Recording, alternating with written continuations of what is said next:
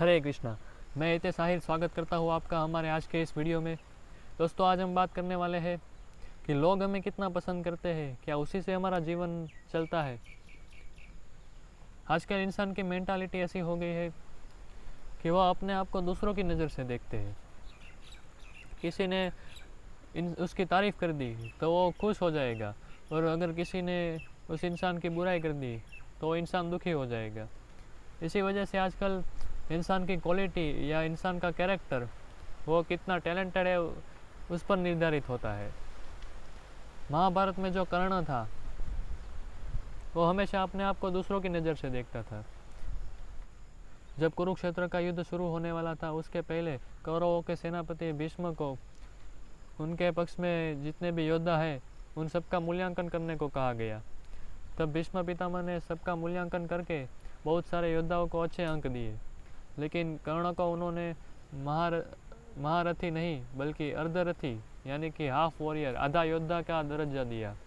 क्योंकि कर्ण को उनके गुरु परशुराम से यह शाप मिला था कि जब उसको अपनी विद्या की सबसे ज़्यादा ज़रूरत होगी तब वह अपनी विद्या को याद नहीं कर पाएगा, वह अपनी विद्या को भूल जाएगा।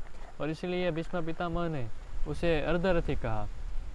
भीष्म पितामह का पॉइंट सही था, लेकिन कर्ण ने उसे सही भाव से नहीं लिया और वो भीष्म पितामह को गलत समझ बैठा और वो निराश हो गया। और निराश होकर उसने यह घोषणा कर दी कि वो तब तक युद्ध में भाग नहीं लेगा जब तक भीष्म पितामह की मृत्यु ना हो जाए।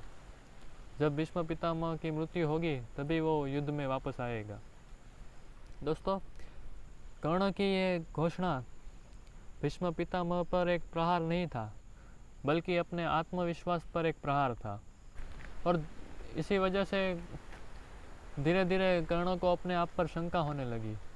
जब इंसान अपने आप पर शंका करने लगता है तो इंसान अपने आप से नफ़रत करने लगता है, और जब इंसान अपने आप को नफ़रत करेगा तो वो स्वयं का दुश्मन बन जाता है, और वह धीरे धीरे स्वयं को अपने आसपास के लोगों से नीचा मानने लगता है। और उसको यही लगता है कि उसके आसपास जितने भी लोग हैं वो सब इसका बुरा चाहते हैं। महाभारत की शुरुआत में जब कर्ण बिन बुलाए मेहमान की तरह स्पर्धा में गया, तब भीम ने यह जानकर कि वह सूत पुत्र है उसका मजाक उड़ाया, और कर्ण ने बिना सोचे समझे भीम पर गुस्सा कर दिया। उसने यह 3 महत्वपूर्ण चीज़ों को नहीं समझा। पहला, भीम ने जो कहा था वो सत्य था, भले ही उसने अच्छे तरीके से नहीं कहा। दूसरा, कर्ण को बिना आमंत्रण के उस स्पर्धा में जाना ही नहीं चाहिए था। तीसरा और बहुत ही महत्वपूर्ण, भीम ऐसी कठोर वाणी बोलने के लिए विख्यात था।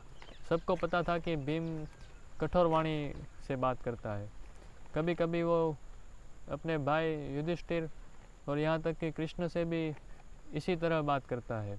जब हम स्वयं से अनकंफर्टेबल हो जाते हैं तब हम अपनी कमियों को देखे बिना ही दूसरों के वर्तन के प्रति ज़्यादा सेंसिटिव हो जाते हैं। हम दूसरों पर दोष डालकर अपनी कमियों को नज़रअंदाज कर रहे हैं।